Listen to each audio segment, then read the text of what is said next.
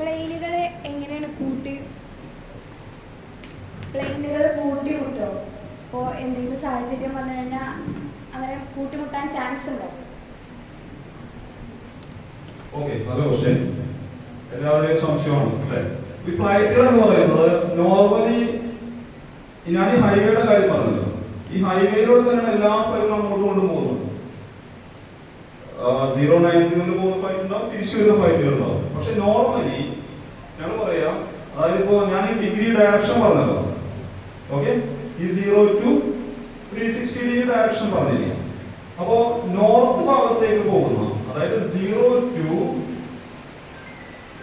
180 ഇത്രയും ഭാഗത്തേക്ക് പോകുന്ന ഫ്ലൈറ്റുകളെല്ലാം ഒരു ഓൾഡ് ലെവൽ ഓഫ് ഫ്ലൈറ്റുകളായിരിക്കും ചൂസ് ചെയ്യുക. അതായത് 31,000, 33,000, 35,000, 37,000 ഈ ഒരു ലെവലായിരിക്കും 0 to 180 വരെ ഡയറക്ഷനിലോട്ട് പോകുന്ന എല്ലാ ഫ്ലൈറ്റുകളും. ഓക്കെ, 181 മുതൽ തിരിച്ച് 360 വരെ ആ ഒരു ഡയറക്ഷനിലോട്ട് പോകുന്ന എല്ലാ ഫ്ലൈറ്റുകളും ഈവൻ നമ്പേഴ്സ് ഓഫ് ഫ്ലൈറ്റുകളായിരിക്കും ഉപയോഗിക്കുന്നത്. 30,000, 32,000, 34,000, 36,000. അപ്പൊ എല്ലാ ഫ്ലൈറ്റുകൾ തമ്മിലും എത്ര വ്യത്യാസം ഉണ്ടാവും? ഹൈവേ ഒന്നാണെങ്കിലും ഈ പറഞ്ഞ 2,000 ഫീറ്റിന്റെ വ്യത്യാസം എല്ലാ ഫ്ലൈറ്റിനും ഉണ്ടാവും. മനസ്സിലായോ? അങ്ങനെയാണ്. പിന്നെ നോർമലി ഫ്ലൈറ്റ് നമുക്കൊരു TCAS എന്ന് പറയും, അതായത് ട്രാഫിക് പൊല്യൂഷൻ അവോയ്ഡൻസ് സിസ്റ്റം എന്ന് പറയും. ഓക്കെ, അപ്പൊ എനിക്ക് എന്റെ ഫ്ലൈറ്റ് ഇരുന്നുകൊണ്ട് എനിക്ക് എന്റെ സ്ക്രീനിൽ കാണാം. ഓക്കെ, എന്തെങ്കിലും ഫ്ലൈറ്റ് എന്റെ അടുത്തേക്ക് വരുന്നതിന്റെ ഒരു boundary, for example 4 kilometre boundary എടുത്തു കഴിഞ്ഞാൽ എനിക്ക് ആ ഫ്ലൈറ്റിന്റെ ഈ സ്ക്രീനിൽ ഈ 4 കിലോമീറ്ററിനകത്തുള്ള ഫ്ലൈറ്റുകളെല്ലാം എനിക്ക് കാണാം.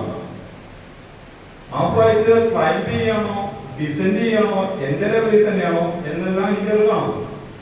അപ്പൊ ഏതെങ്കിലും ഫ്ലൈറ്റ് എന്റെ സെയിം ലെവലിൽ വരികയാണെങ്കിൽ, സെയിം ലെവലിൽ എന്റെ കുട്ടി പറഞ്ഞ പോലെ പൊല്യൂഷൻ കോഴ്സ് ആണെന്നിരിക്കുക, രണ്ടും സെയിം ലെവലിൽ വരും, ഓപ്പോസിറ്റ് ഡയറക്ഷൻ. ഒരു സർട്ടൺ സ്പീഡ് എത്തുമ്പോൾ ഈ TCAS എന്ന് പറയുന്ന സിസ്റ്റം എന്നോട് പറയും യു ക്ലൈംബ്. അത് എന്റെ ഫ്ലൈറ്റിന്റെ ഞങ്ങൾ ട്രാൻസ്പോണ്ടർ എന്ന് പറയും. എന്റെ ഫ്ലൈറ്റിന്റെ ട്രാൻസ്പോണ്ടറും എതിരെ വരുന്ന ഫ്ലൈറ്റിന്റെ ട്രാൻസ്പോണ്ടറും കമ്മ്യൂണിക്കേറ്റ് ചെയ്യും.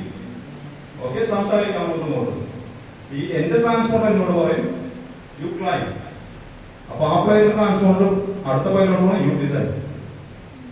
ഓക്കെ, ഇങ്ങനെയുള്ള സന്ദർഭങ്ങളിൽ ഇപ്പൊ ഫ്ലൈറ്റ് അങ്ങോട്ടും ഇങ്ങോട്ടും ഒരു പൊല്യൂഷൻ കോഴ്സിൽ വന്നു കഴിഞ്ഞാൽ റൂൾ അനുസരിച്ച് ATC എന്ന് പറഞ്ഞാൽ നമ്മൾ കേൾക്കില്ല. എന്താണോ ട്രാൻസ്പോണ്ടർ പറയുന്നത്, ട്രാൻസ്പോണ്ടർ എന്നോട് ക്ലൈംബ് ചെയ്യാം, ഞാൻ ക്ലൈംബ് ചെയ്യാം, എന്നോട് ക്ലൈംബ് ചെയ്യാൻ പറഞ്ഞാൽ ആ ട്രാൻസ്പോണ്ടർ അടുത്ത പൈലോട്ടിനോട് ഡിസൈഡ് ചെയ്യാൻ പറയും. അങ്ങനെയാണ് നമ്മൾ പൊല്യൂഷൻ കോഴ്സ് ഒഴിവാക്കുന്നത്. പക്ഷെ ആക്സിഡന്റ് ഒരുപാട് സംഭവിച്ചിട്ടുണ്ട്. എന്തുകൊണ്ട്?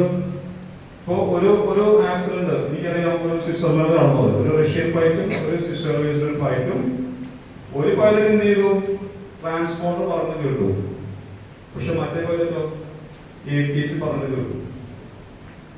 പുള്ളി ട്രാൻസ്പോണ്ടർ പറഞ്ഞു കേട്ടില്ല. എന്നോട് ട്രാൻസ്പോണ്ടർ ക്ലൈംബ് ചെയ്യാൻ പറഞ്ഞു, പുള്ളിയോട് ട്രാൻസ്പോണ്ടർ ഡിസെൻഡ് ചെയ്യാൻ പറഞ്ഞു. പക്ഷെ പുള്ളി അത് കേട്ടില്ല, പുള്ളി ATC പറഞ്ഞു കേട്ടു. പുള്ളി ക്ലൈംബ് ചെയ്തു, ഈ ഫ്ലൈറ്റ് ക്ലൈംബ് ചെയ്തു. ഓക്കെ, ഇങ്ങനെ ഫ്ലൈറ്റ് പൊല്യൂഷൻ.